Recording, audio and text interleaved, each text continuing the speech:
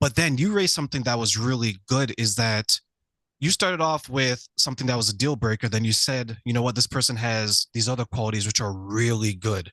Do you then think that we can evolve what we look for in a relationship or in a partner going forward as we get older, maybe know a little bit more?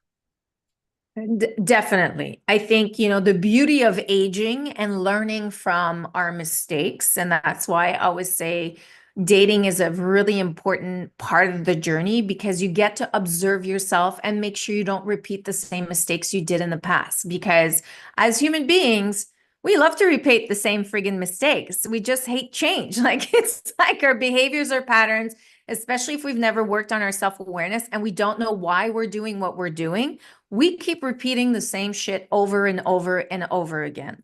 So that's why I say one of the main keys for you to succeed in relationship is to develop your self-awareness.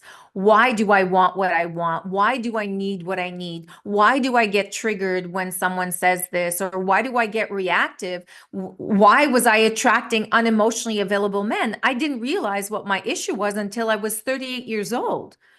So of course I couldn't fix my problem. So when you are aware of why things are happening or you're reacting or getting triggered or why you want things, that's half of the battle already done because you have the awareness of it. So now you can start transforming, changing, and applying little small daily baby steps to rewiring your brain and old behaviors and patterns that you've had for most of your life, which is, everybody often wants the magic blue pill. So this is the beauty of aging. If you take the time to learn and observe yourself, since the self-awareness, I think you really start seeing what's really important. And for me, I would say the thing that I've noticed was all the superficial stuff that I used to look for, including height and status and looks, were no longer important to me. I remember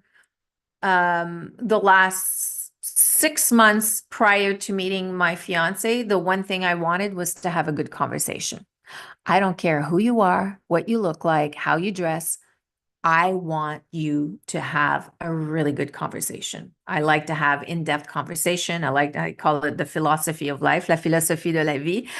So I wanted to be able, if I was going to be out with someone, to actually just have a good conversation. So that was something I had really decided that was important to me. So you do not attract or start looking for the same people the same way. And I even remember my one of my healers that I've worked with, because I work with numerous witches and healers and all you can think of. And she had suggested to me this new online dating app. And I was like, listen, I've been through all of them. I've been single long enough. No, I'm not doing it anymore. And she's like, I think you should visit it. It's new. The pool of men is like really good quality. And she's like, if you're going to do it, you need to bring in a new approach, meaning start looking at men you would have typically never looked at. So again, it goes back to the triangle of love, big difference between what you think you want, what you attract, and what's right for you. And look for the different energies. And I decided to try that. And sure enough, it's I got on the app and I met my fiance. I talked to two guys and he was one of the two. And he was an older man. I never wanted to date older men. Actually, that's not true. I always wanted to date older men, but I can never seem to draw them in for some reason.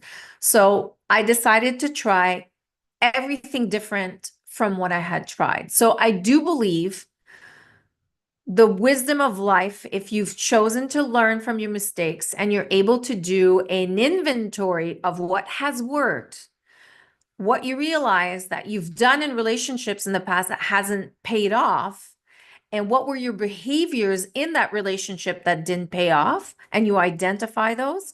And it's like, how am I going to change now going forward in the future to make sure I don't repeat those same mistakes? You change everything in your approach on how you do. And as you're starting to date, you pay attention. Am I going back to these old ways of doing, like, for example, you could be a people pleaser So when you start dating, you're so obsessed with wanting to please the person because you want to be liked so much, so you lose yourself.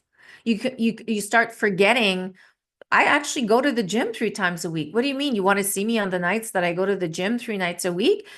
And then you start compromising and dating this person on the 3 nights a week that you actually typically go to the gym.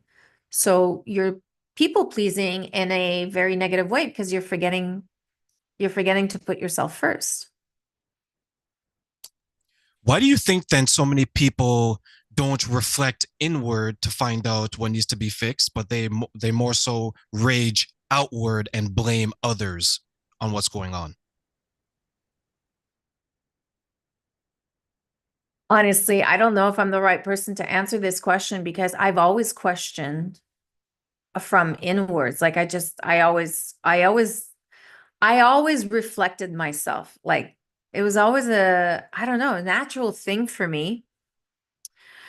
I think a lot of people are afraid of what comes with that and dealing and being confronted with the reality and having to do the changes. And as I said, as human beings, we just hate change. It's just we're so comfortable and set in our own ways. So we often really have to hit rock bottom to actually finally, or as we loved, as the expression goes, find the dark night of the soul to actually come out and like seek the light once and for all. I really find it's too bad because there's so much value.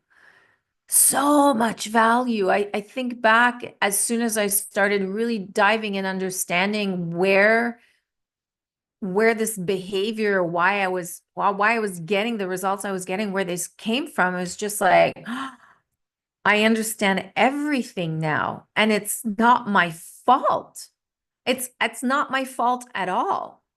So I get to empower myself and do something about it. And I think that's where people get stuck too. They often want to do things on their own and don't ask or seek for help. And I mean, today, the beauty of a podcast like yours or social media is that there's access to so much information. We're having conversations like these that were not even had 10 years ago.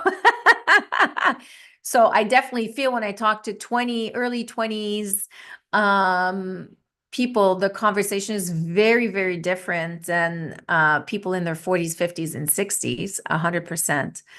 But yeah, I really I really don't know why people don't want to dive and dig a little bit more.